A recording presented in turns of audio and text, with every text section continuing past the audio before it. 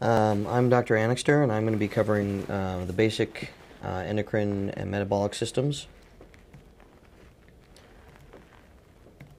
We're going to start with the beginning, just basic glycolysis.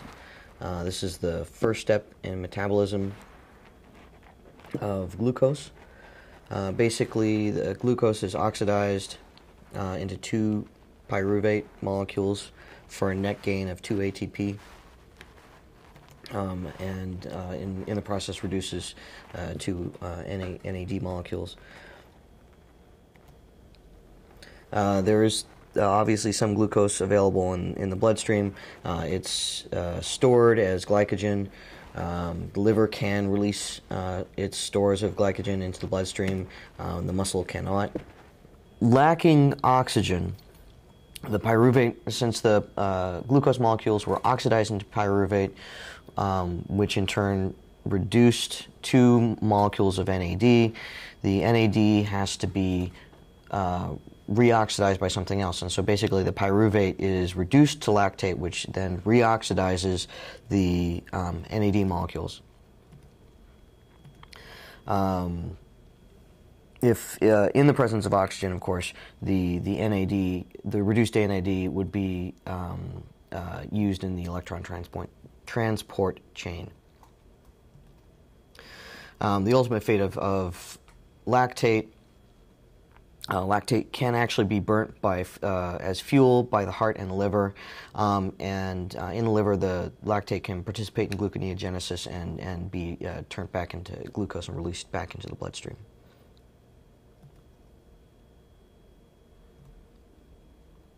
So, in the presence of oxygen, instead of the pyruvate having to be reduced back to lactate, it enters into the citric acid cycle, the tricarboxylic acid cycle, the Krebs cycle, whatever you want to call it.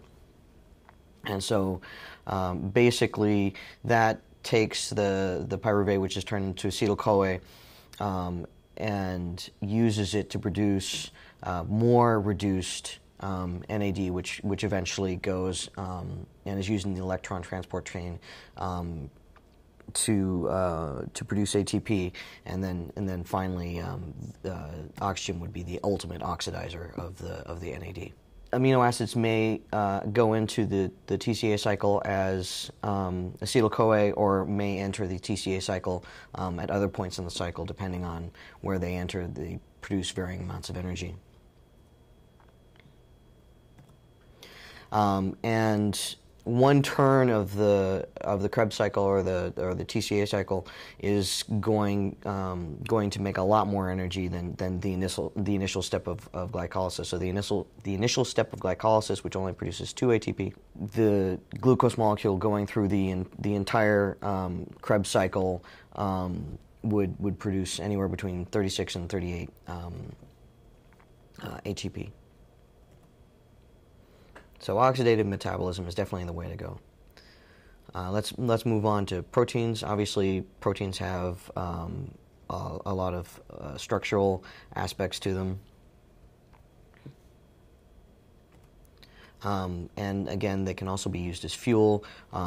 They can be metabolized to acetyl-CoA and go into the TCA cycle. They can be metabolized into other substances that can go into the TCA cycle at different parts. They can actually be turned into glucose and released. And then there's actually one specific instance of using proteins in the muscle. The branched chain keto acids can be burned for energy, and then the muscle can actually release alanine, which is can be used as a precursor to glucose by the liver. So let's move on to cholesterol and fats. Fatty acids would be stored as triglycerides. If they're going to enter the cell or leave the cell, they have to be converted back into fatty acids by a lipase. There are a couple different lipases: hepatic lipase, tissue lipase, and lipoprotein lipase is the is the form of lipase that is activated by one of the apolipoproteins that is on HDL and LDL and the chylomicrons and whatnot. Cholesterol, important structural and functional uses of cholesterol. The negative feedback for cholesterol is itself.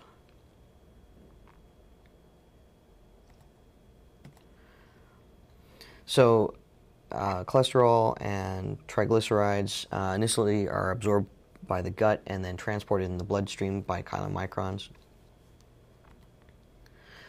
So they're apolipoprotein C2, which would activate the lipoprotein lipase, allowing the chylomicrons to deliver triglycerides to the tissues. And then finally, they are taken up by the liver.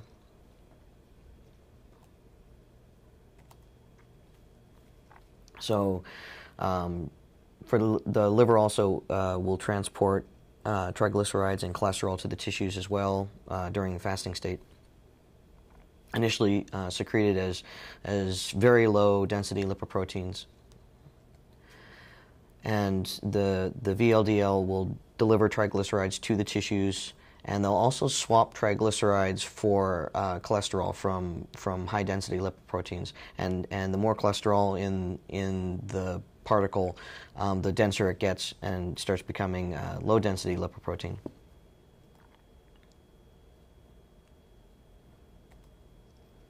And cholesterol is a necessary substance. And then finally, the LDL particle would be taken up by the liver. LDL particles that have been oxidized or otherwise altered may not be taken up by the liver and are taken up by macrophages non-specifically, and that's where they start contributing to atherosclerotic plaques. So that would be your bad cholesterol. Here's your good cholesterol, so-called. So this is the particle that takes up free cholesterol, as well as donating the apolipoproteins that the other particles need for function. And the better the HDL particle is at taking up the free cholesterol, the less foam cells you have. Again, cholesterol used in steroid hormones and cell membranes. It helps make the cell membranes more fluid and less rigid. Lipids, so your fatty acids are also going to have an important structural role, both in cell membranes and also your prostaglandins, thromboxanes, leukotrienes, whatnot. And then as fuel, they would go into the Krebs cycle as acetyl-CoA.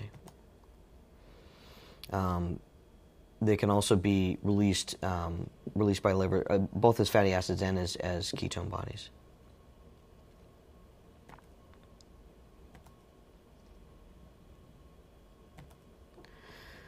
So, as far as anabolism and catabolism, insulin is going to be your main anabolic hormone. It's going to favor the synthesis of glycogen from glucose. It's going to favor the synthesis of triglycerides from fatty acids, as well as some protein synthesis. Your catabolic hormones, the hormones that are going to tend to make fuel available, so is going to favor the breakdown of proteins to create glucose or to create mediators that can go into the TCA cycle. It's going to favor the breakdown of glycogen into glucose and the release of glucose into the bloodstream. It's going to favor the lipolysis of fatty acids from triglycerides and the creation of ketone bodies for fuel. So as far as fuels that are available, the brain is an obligate consumer of glucose. It cannot burn protein. It can't burn fat. It can burn ketones, but usually only with very high levels of ketones that you see in starvation. The heart, on the other hand, does tend to burn fatty acids and or ketones. And as I said before, will burn lactate as well. Depending on whether whether it's a postprandial state or in between meals, so to speak, the liver will tend to burn either amino acids or fatty acids.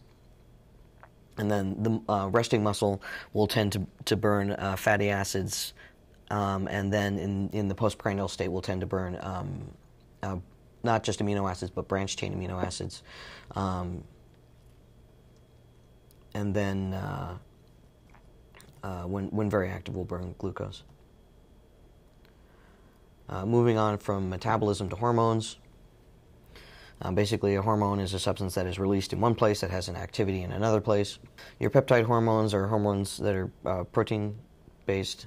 They don't enter the cell.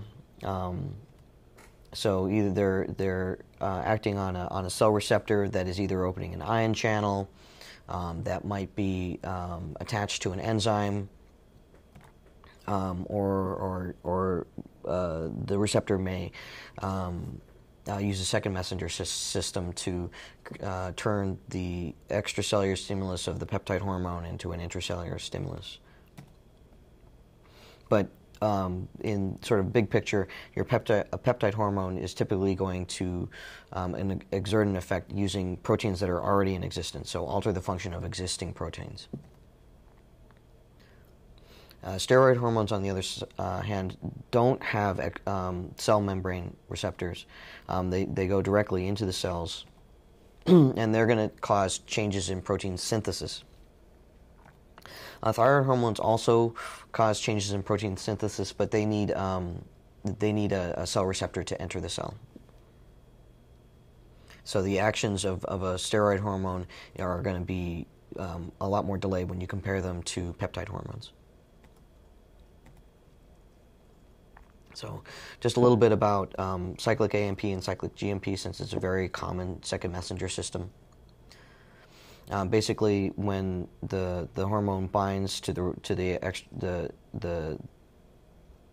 receptor, it causes the formation of cyclic AMP, and then the cyclic AMP activates protein kinase A, which phosphorylates a number of different enzymes intracellularly, and then the action of cyclic AMP is terminated by phosphodiesterase.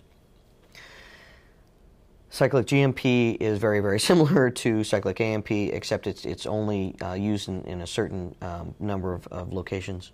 It's protein kinase A instead of protein kinase G instead of protein kinase A, and cyclic AMP signaling is mostly used in these areas.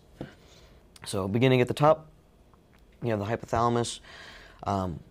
So the cell bodies that secrete the posterior pituitary hormones are actually originate in the hypothalamus, and then the hormones themselves are secreted in the posterior pituitary, and those are the two hormones. And then the hypothalamus also secretes a number of hormones that act specifically on the anterior pituitary to cause the anterior pituitary to release those hormones. So gonadotropin releasing hormone, corticotropin releasing hormone, thyrotropin releasing hormone, growth hormone releasing hormone.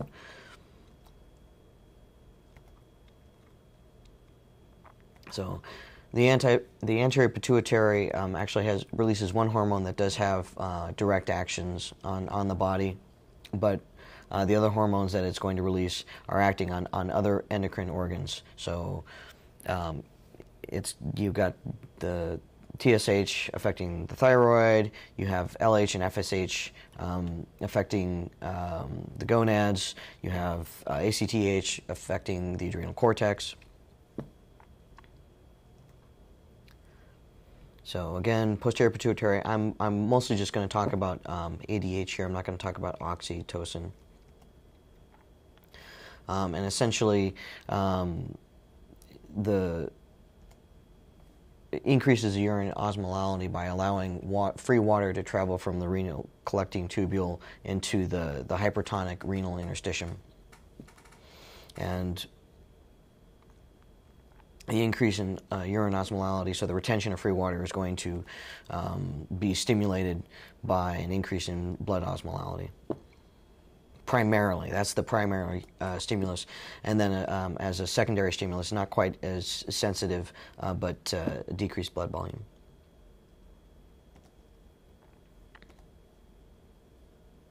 So growth hormone, it's an anabolic hormone, but it does, it's also a stress hormone as well.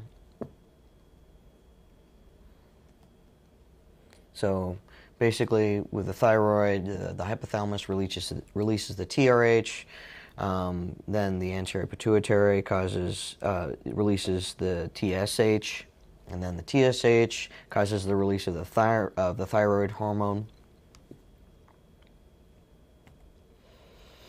And then finally, the thyroid hormone suppresses the release of TSH and TRH. So that's your negative feedback loop. Sorry with that. Broadly speaking, the thyroid hormone works to maintain the metabolic rate. One specific way that it tends to do this is by changing the ratio of alpha adrenergic receptors versus beta adrenergic receptors versus alpha adrenergic receptors. Obviously, there's a lot of other effects that thyroid hormone has on the body.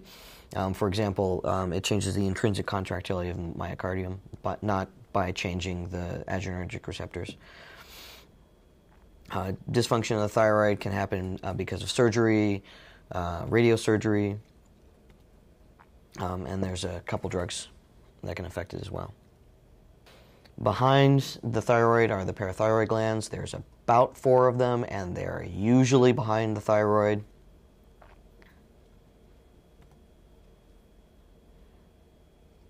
Your mileage may vary. So the parathyroid hormone is, its function is to regulate serum calcium. And in general, it will increase calcium and decrease phosphate. It also stimulates the production of another hormone from the kidney. Vitamin D is a steroid hormone. And vitamin D, in general, will increase both calcium and phosphorus. And vitamin D is actually the negative feedback for PTH, for parathyroid hormone, and is also a negative feedback for itself.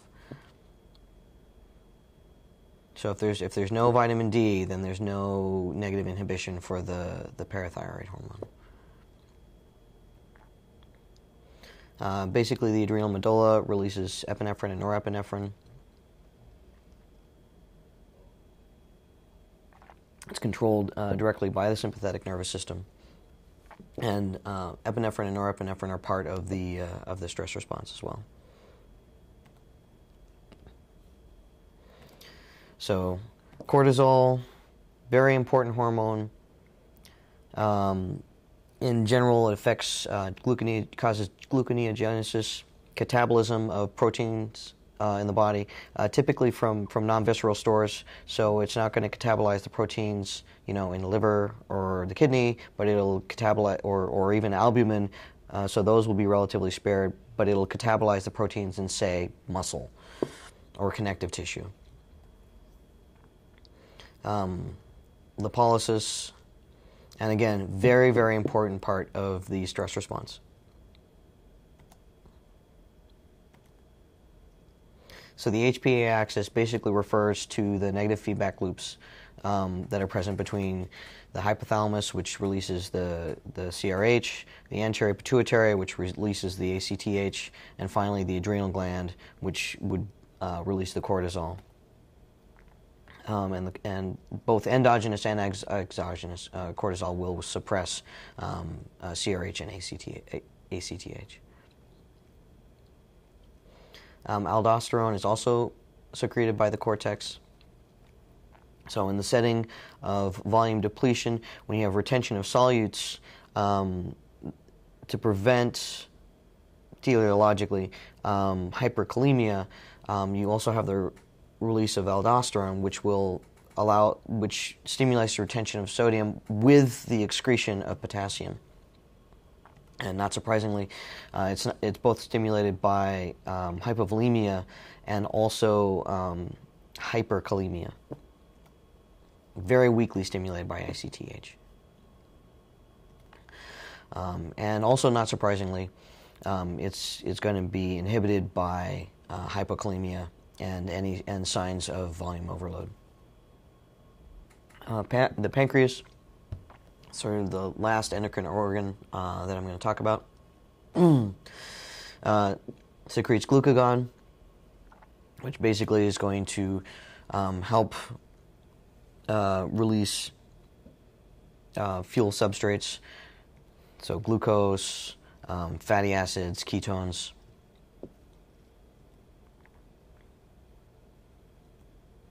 And then insulin, which is going to tend to, is an anabolic hormone. It's going to take the glucose and turn it into glycogen. It's going to turn your fatty acids into triglycerides. Both of these hormones are stress hormones.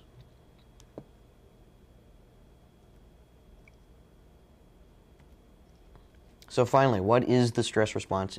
It's basically, we're not talking about emotional stress. We're talking about physical tissue damage, infection, and hypoglycemia.